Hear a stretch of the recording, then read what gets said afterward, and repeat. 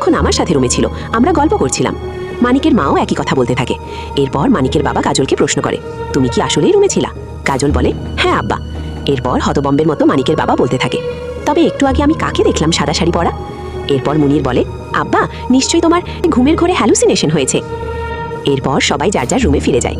সবাই যাওয়ার পর মানিকের মা মানিকের বাবাকে প্রশ্ন করতে থাকে, সত্যি করে বলেন তো, আপনি কি কিছু দেখেছেন? মানিকের বাবা ভয়ে ভয়ে বলতে থাকে, বিশ্বাস কর, আমি সত্যিই কাজলকে দেখেছি, সাদা শাড়ি পরা, আমাকে মেরে ফেলতে চেয়েছিল।